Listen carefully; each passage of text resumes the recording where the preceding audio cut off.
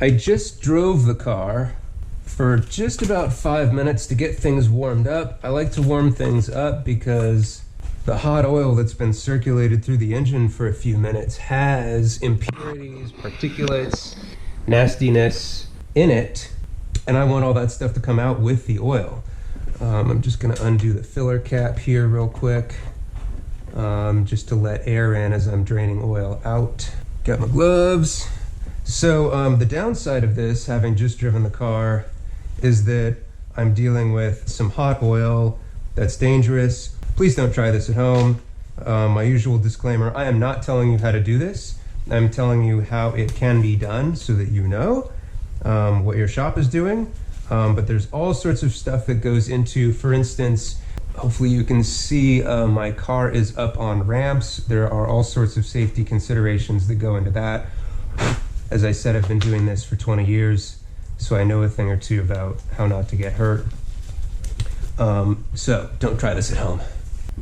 Okay, so here's my nice big drain pan, which hopefully is big enough for 9 quarts of oil. Now, one tricky thing that comes up with draining the oil out is what happens to that drain plug. So back in the old days, when I had a little Volkswagen Bug, convertible I might add, I just had the drain underneath the car. I didn't even have to put it up on ramps. And it was this little drain container with a plastic grid on top that the oil drain plug would fall into. So that was handy because then the drain plug falls in and the oil just drains near it. And then you grab your drain plug and put it back in afterwards. But with this giant drain plug, or excuse me, drain pan, there's no grill on top. So how do you keep the drain plug from going into the oily mess and you have to dig it out later? And I have started using what I lovingly call the tin cup method. So the tin cup method is, first of all, you hope that the last person didn't over torque the drain plug. This is like, I think 37 foot-pounds. It's not a huge amount. I'm just using an extension, whatever you want to call it.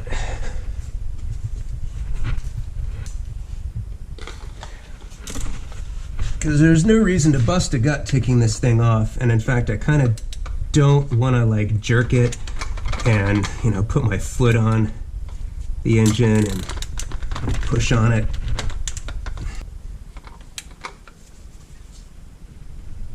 There we go. All right, so I should be done with the PVC pipe. Now my Allen head driver's stuck in there again. Okay, get that unstuck.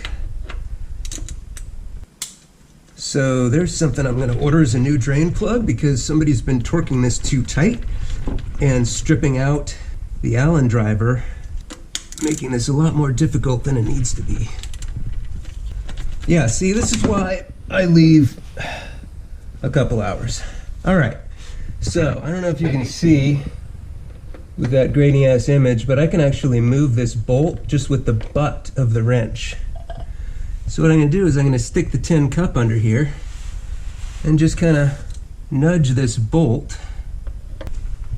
And again, the key is to not get burned.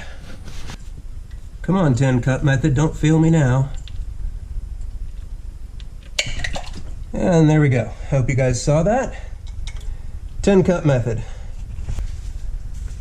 And then pour some of this oil out of here. Pour some of that out of there. And there we have an oil drain oil drain plug. I'll clean that off and put that back in. The other thing you'll notice, by the way, if you think about it, is that drain plug is right square in the middle of the oil pan, which means there's a little bit of oil at the front of the car because I only have the back wheels up. And a purist, a perfectionist, some people would say, oh, you can't do that. The car's got to be level to get all the oil out. Well, you know what? I change the oil often enough that little bit of oil and contamination is not going to be a big deal. The shop manual says something ridiculous like change oil every 15,000 miles and don't even worry about a filter change until 30,000. I think that's absurd. So I just took an aluminum crush washer off of here. I actually just realized I have an aluminum crush washer, but I didn't double check that it was the right size. So that was dumb. All right, so what I'm gonna do is go find my crush washer and see if I can match this size. If it doesn't match, rather than stopping this operation and going to the parts store, blah, blah, blah, blah, blah, blah, blah, I'm just gonna turn the washer upside down. Did he say that? Yes, I did. I'm going to turn the washer upside down if I have to, and then up my schedule for when I change the oil again, all the while monitoring to make sure that the drain plug doesn't leak. So one of these, here we go. 2 aluminum washers. I think maybe I bought these for the Boxsters, so let's find out if they're the same. Hey, look at that. All right, so that is going to go in the garbage. The other thing you want to do with this is go ahead and coat the washer with oil. So I don't want to use my contaminated oil. So far, I've driven the car, I've driven it up on ramps, and I've removed the drain plug, which was a whole freaking thing unto itself. A little bit of oil. This is one of those times that the blue gloves are indispensable. All right, so now I got some oil on the washer. Now this is ready for reinstallation. Okay, and I'm going to clean off the crud, any contamination from where the drain plug goes. Just gonna get whatever dirt and contaminants I can off of here while it continues to drain. Okay. Start getting this drain plug threaded in here very, very carefully with these engines because this drain plug is not steel and it will strip really easily. All right, so I'm gonna tighten this down just a little bit for now. Yoink, yoink, yoink, yoink. And then I'm not even gonna bother trying to take that Allen driver off of there. I'm just going to go and grab my torque wrench and double check my spec. And I've got 2 different torque wrenches. We'll go ahead and use the 3/8 inch drive right now. And I'm torquing the drain plug. I put all my specs, the stuff that I'm gonna need just all the time, on page 1 in every notebook. I have 1 notebook for every car. Drain plug, 37 foot-pounds. You wanna put your torque wrench out on its lowest setting, decompressed when you store it. Otherwise it wears out the spring. All right, and here's how an old-fashioned torque wrench that's mechanical works. Click, click. There's a little nub right here at the front that allows it to flex at the predetermined torque. Very handy. And now, of course, I have to unstick my Allen driver again. Thank you, previous owner. Okay, so draining the oil, that's step 1. Step 2 is getting the filter out, which with these cars looks like this guy. It looks circular, but actually there are a bunch of little notches in there. It's, I forget, 13, 17 notches, whatever it is. It's different for different cars. And then I gotta go ahead and get my little drain pan back under there. Okay, so I'm gonna need this. I'm gonna need my ratchet again. Now the filter housing is gonna come off with the filter element in it. All right, let's see what we get here. For the 911, it's over on the starboard side of the car.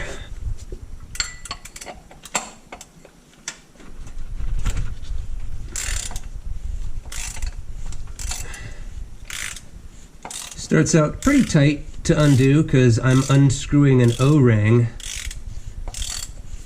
while I'm going. And hot oil falls on my hand. That's lovely.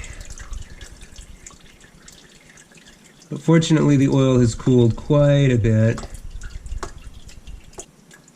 Now, again, I'm pouring, just like the tin cup, I'm pouring most of the oil out of the filter housing. Okay. that is an oil filter housing. I think that's better, yeah. You can see it's not totally circular. It's got these notches around it, so that's what the oil filter wrench goes on. There's a little O-ring right here, and that's what seals everything in, and then you can see it's a nice empty compartment for the oil filter element.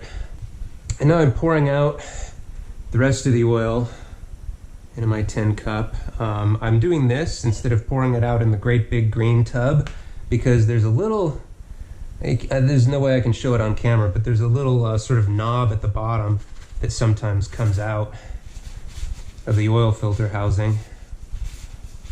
So the other thing, or the one thing I'm going to need to do specifically to the filter housing, aside from putting the new filter in there, is I've got to pull the O-ring off and put a new O-ring on there, because that's what seals everything in, and it's a wear item. But one thing at a time, let me get the old filter element off. Basically pulling it off the oil intake pipe. And then I'm gonna plop that in there. So there we have a new filter element. Doesn't that look pretty? Comes with an O-ring always. And again, that's what I'm gonna coat with new motor oil, although just handling it with my oil-soaked gloves is already pretty well oiling it. Actually, let me take a second and wipe the crud off the edge of the oil filter housing connection.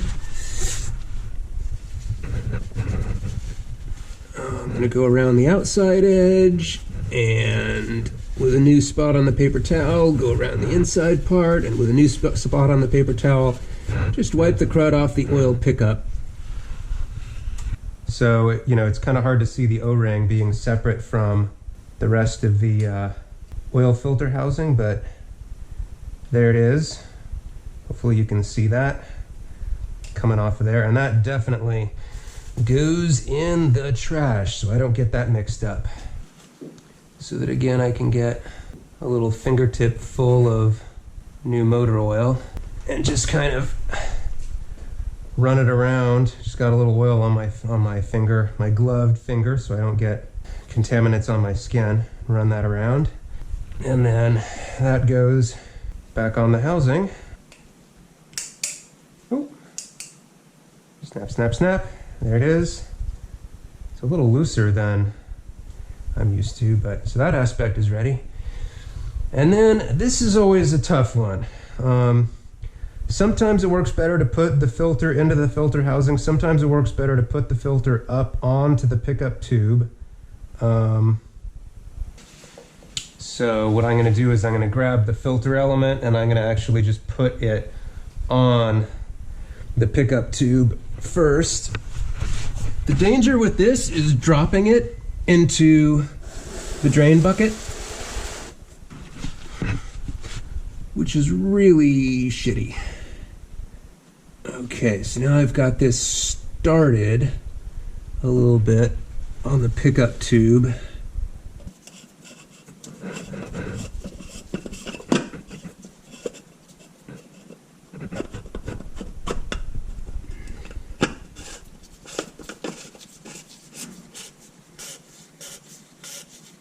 That sounds about right.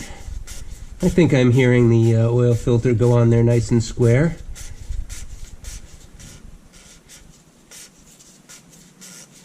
Certainly feels right. Okay, so now that's hand tight. And then what I'm going to do is get back up, go check my notebook for the torque spec for the oil filter housing. Okay, so I'm going to unscrew my torque wrench handle down to 18, so that's the low end of the range in the manual. Okay, so there's 20, 19, 18. 18 foot-pounds. And then I put the trusty oil filter wrench back on. Okay, get this all the way on the filter housing.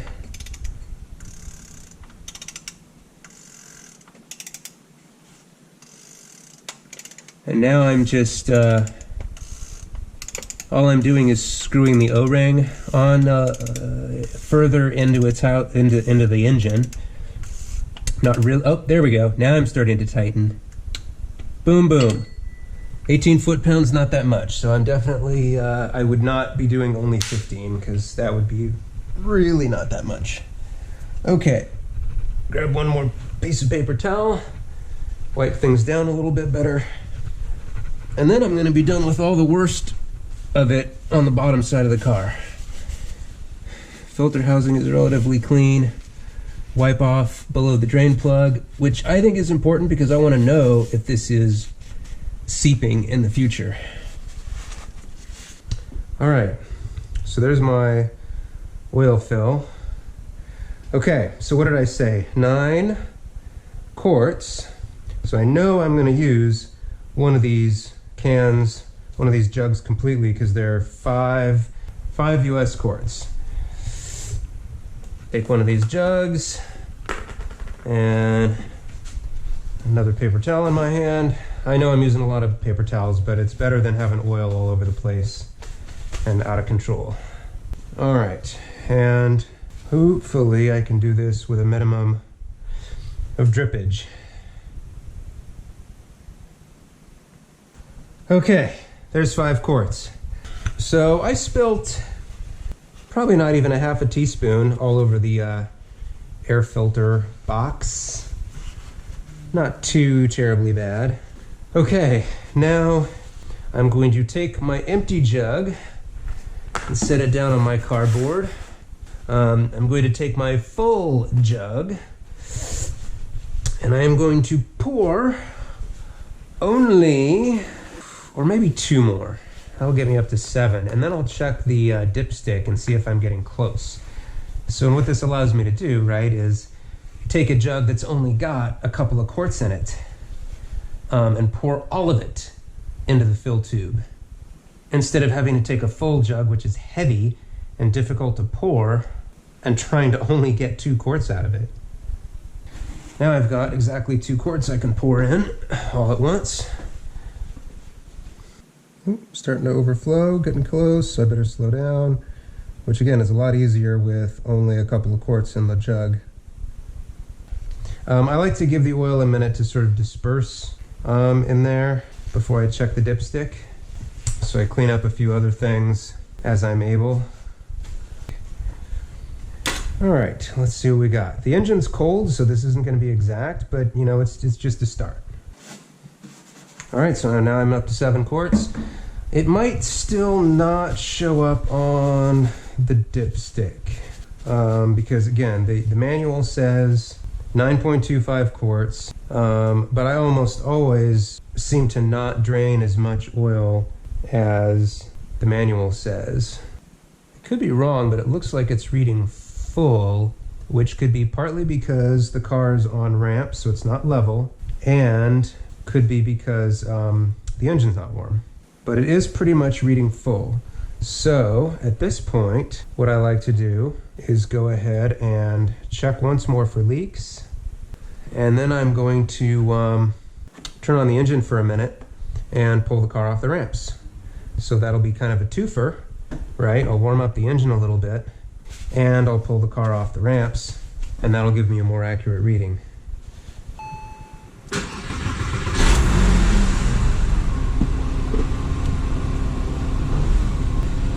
Just gonna let this run for a minute.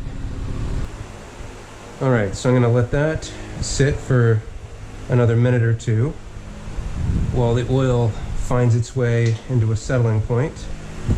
And I'm just gonna put another couple things away.